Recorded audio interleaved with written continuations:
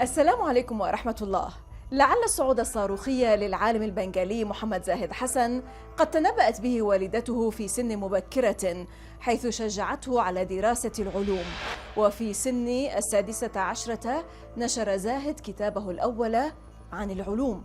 لطالما احتل هذا الشاب الواعد المراتب الأولى في سلم التقديرات في حياته المدرسية والجامعية وبجدارة. بعد حضور فصل دراسي لبضعة أيام في قسم الفيزياء بجامعة دكا، غادر زاهد إلى جامعة تكساس في أوستن في منحة لدراسة الفيزياء في أوستن، حيث تلقى دروساً من البروفسور ستيفن واينبرغ الذي تقاسم جائزة نوبل عام 1979 مع البروفسور الباكستاني محمد عبد السلام. أكمل زاهد درجتي الماجستير والدكتوراه في جامعة ستانفورد. في عام 2002 دعته جامعة برينستون لتقديم ندوة حول بحثه، وبعد ذلك عرضت عليه منصباً في هيئة التدريس، وأصبح زاهد أستاذاً متفرغاً في عام 2011. إذا ما كان علينا أن نعدد الجوائز التي لا حصر لها التي فاز بها هذا الفيزيائي الشاب في الولايات المتحدة وفي الخارج، فسيستنفد ذلك المساحة المتاحة لنا اليوم. يكفي أن نقول إن البروفسور زاهد حسن هو أكثر المتحدثين رواجاً، حيث يقدم ندوات في جميع أنحاء العالم لشرح مجالات البحث التي يبرع فيها، بما في ذلك العوازل الطوبولوجية التي يمكن أن تكون أساساً لنوع جديد من المعلومات الكمية والحوسبة. هذا العقل الجميل الشامخ واللامع والنخبوي المتواضع يحوز اليوم جائزة المصطفى للعلوم والتكنولوجيا بدورتها الرابعة. نتعرف إلى البروفسور محمد زاهد حسن، ويطيب لنا أن نستقبل زوجته سارة حسن في خاص من الداخل العقول الجميلة. معكم زينب صفار، تابعونا.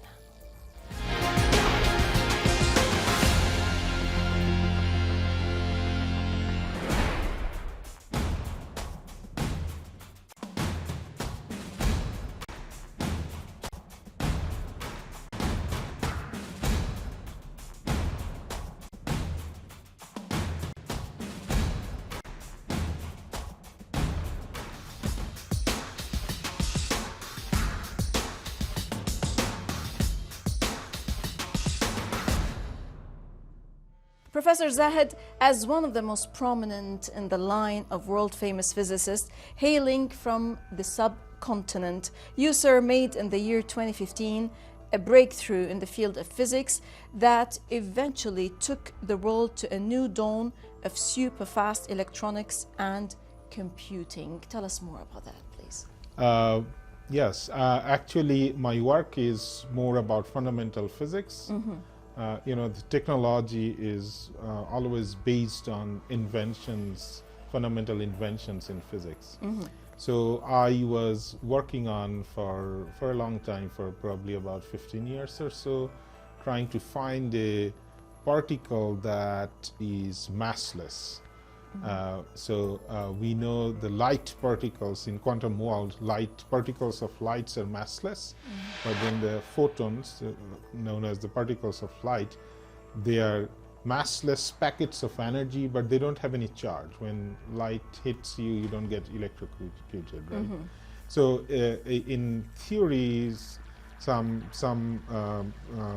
long time ago, about 80, 90 years ago, some Princeton theorists came up with some ideas that it might be possible to have particles that they're massless in the quantum world, but they still carry a charge. It's a bit confusing. If there is nothing there, no mass, where is the charge sitting? But it turns out in quantum physics that's possible, it's allowed, it's kind of a costly particle.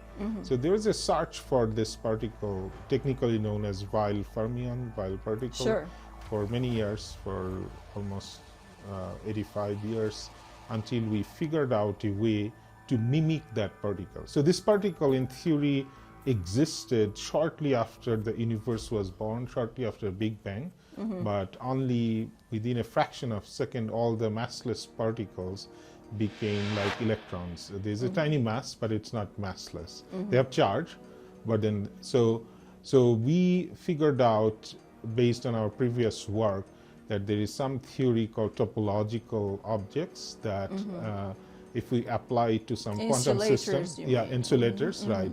So if we try to make take a topological insulator and try to make a metal out of or a conductor out of it, on the way there is a way the electrons may become massless. So that's something what happened in 2015.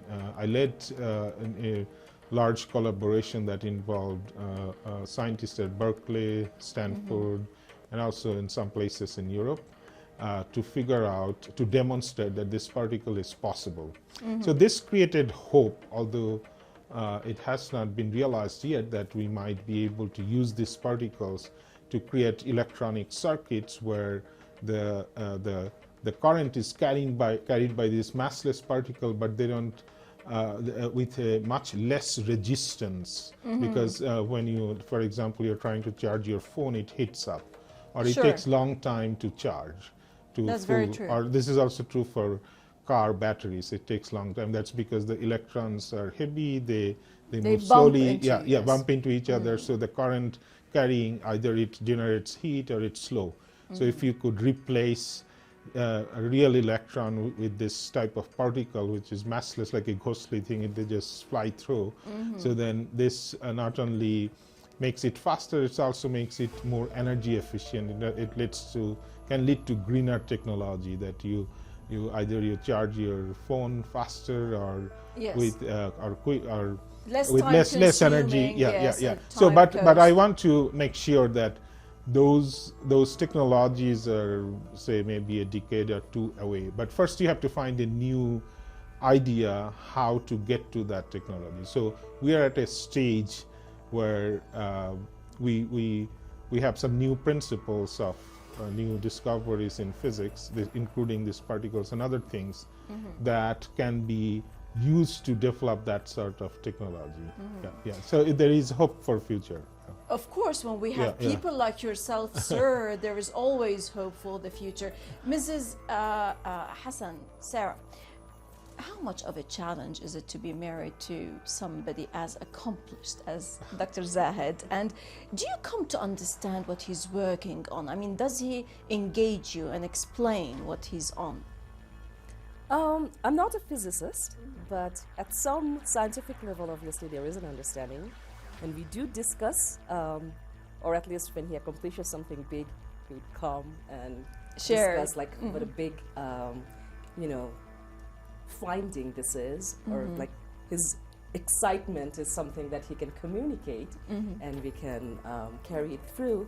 And also, actually, in our home environment, in our dinner setting, we always typically engage in some sort of intellectual discourse. It can be scientific, it can be philosophical, it can be religion, it can be something, but I think that's a culture that we kind of engage everyone, and with our kids and us. So that's, at that level we all engage together. But tell us about the challenges, for example, that you faced as a Bangladeshi born in the US, working, struggling and striving in order to reach whatever you have both reached. Yeah, I mean, I think it goes without saying. You don't accomplish something at that level without making a lot of sacrifices elsewhere in your life.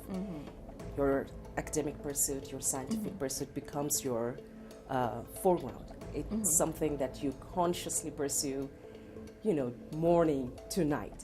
And as a result of it, and Zahid is, I would say, that absent-minded scientist, like a prototypical person. So in our day-to-day life, I would have to say that I tend to carry a lot of burden to manage the family, to manage the, kids and all these other things. But I can completely understand why. And so she doesn't give you a headache? Maybe sometimes. I think she, it's a cooperative thing.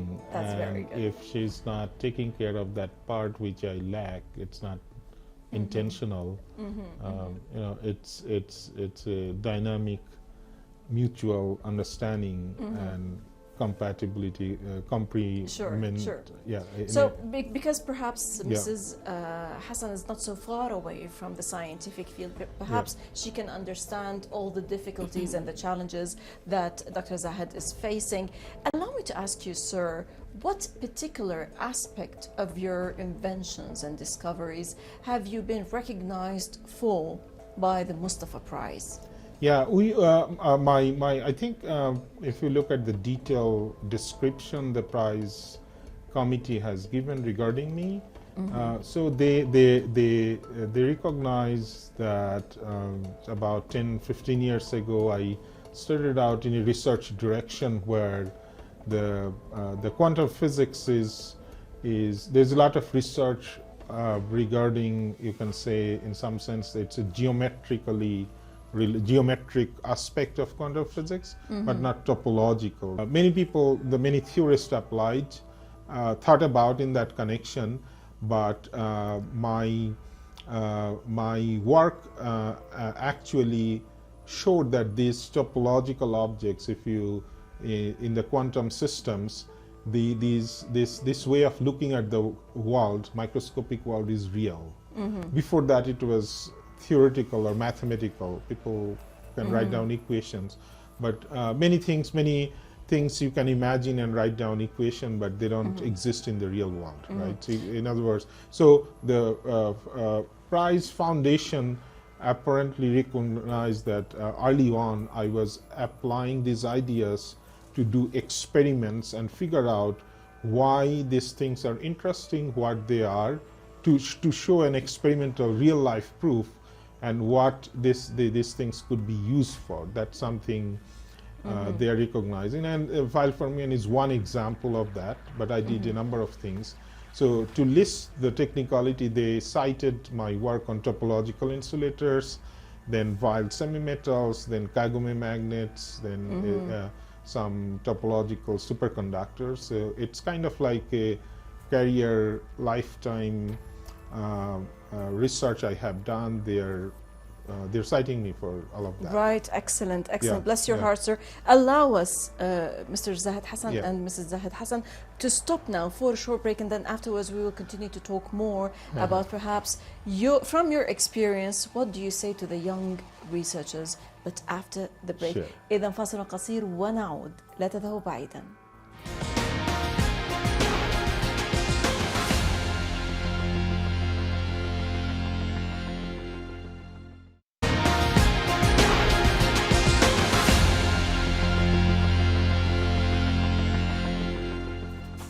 الفيزيائي الاستثنائي في جامعة برينستون البروفسور محمد زاهد حسن شاب بث الحياة في عالم الفيزياء من خلال ابتكاراته واكتشافاته. هو اليوم أحد الفائزين بجائزة المصطفى للتفوق والتميز في العلوم والتكنولوجيا في العالم الإسلامي. يخبرنا في خاص من الداخل العقول الجميلة عن أهمية وجوهرية ترسيخ علاقة التنسيق والتعاون والتواصل مع العلماء الآخرين ضمن برنامج تبادل العلوم والتكنولوجيا STEP.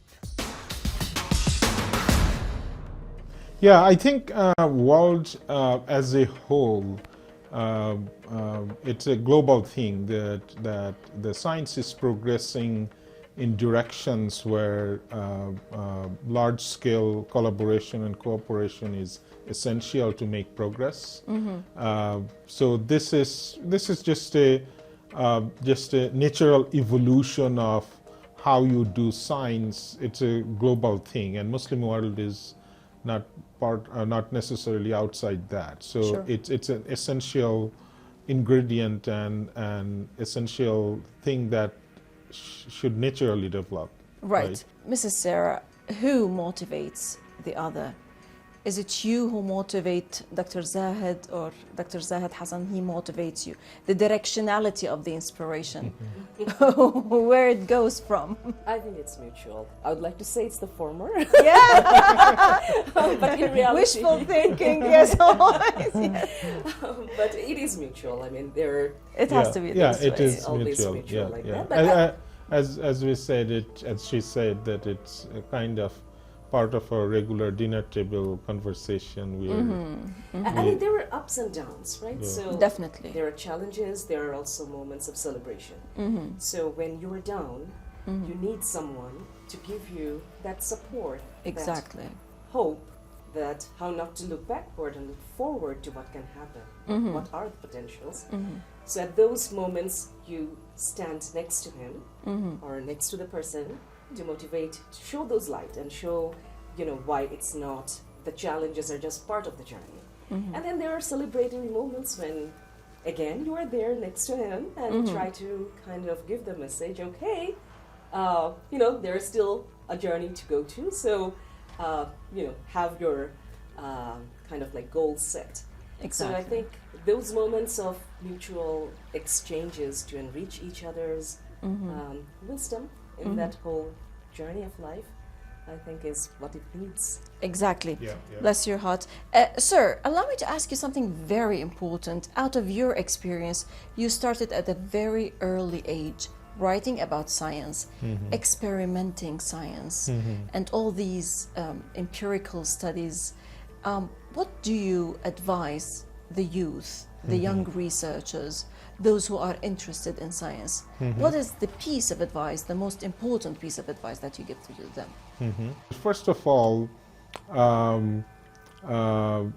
you have to find a way, either naturally or you figure out a way to get fascinated with science, because journey in a scientific world it's a delicate thing. It's in simple way it's a hard work.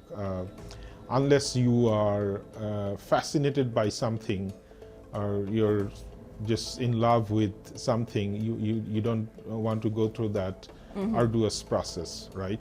In my life, I never believed that I belong to a small part of the corner of the world or village. I'm born to go To be over. I conquered the biggest. comprehensive and Yeah, much so bigger. the analogy I gave in another award ceremony is that my story is like that of a little village boy, fairy tale, where there's a little village boy who eventually turns into an enchanted prince of empire.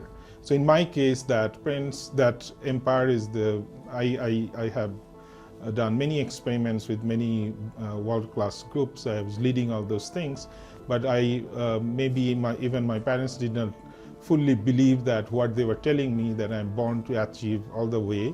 But I ended up believing that. And that ended up happening in my life, that I was in some remote part of the world where there is very little science at that time, but I ended up becoming a prince of a big scientific world. So Exactly. Sarah, you were trying to say something. Yeah, I please. mean, I just wanted to reiterate the same thing. I think what, in my view, in my observation, I feel he embodies is really the power of dreaming big.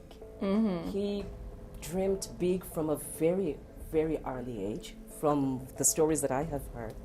And I think all through his life, he doesn't think there is a limit to it.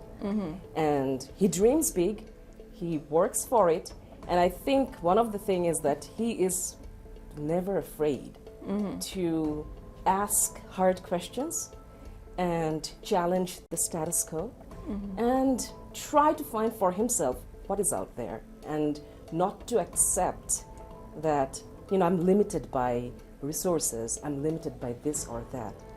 So I think he embodies it, and to some degree it worked out. And I think when you were saying for the next generation, what is one of the messages his accomplishments may carry, I think that's exactly one of the things, which is the message in itself is in what he has Right. done. Believe in True. yourself. Right. The scientific curiosity has to be coupled with a sense of adventure, fascination, and a courage that it may not be realistic, but if you kind of foolishly believe that you are born to achieve big, it may end up happening that. Right. Because you never believe that you are young or little or insignificant. You always thought that you can achieve big things, but somehow your brain manages your psychology and body in a way that you ended up believing that you were born to be achieving big things. Yes. I think this is he ended up the prince. Yeah. So not just yes, the reason I gave this example is it's not just for science. I think it's for any bigger achievement at the international world-class level. Sure. So if you have that type of dream and drive and fascination and believe that you can achieve, then you figure out how to do those things. Those things keep working as a drive to achieve anything. It could be in music, art. It could be in anything, in any literature, science, yeah. Right, bless your heart. Professor Muhammad Zahid Hassan, world brilliant and famous scientist, yet a down-to-earth person, as we have come to realize.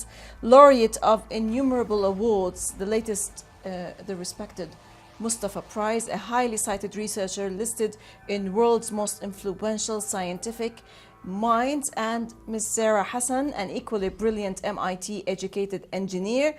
Many thanks indeed for both of you for joining us for this من الداخل special. Beautiful minds. Thank you very much. Thank you too. Thank you for having us. Always a pleasure to have you both. Thank you very much. والشكر لكم دائما مشاهدينا الكرام على طيب المتابعة. للتفاعل أكثر تابعونا على صفحات السوشيال ميديا من كل فريق عمل من الداخل من كل الميادين من طهران. السلام عليكم ورحمة الله.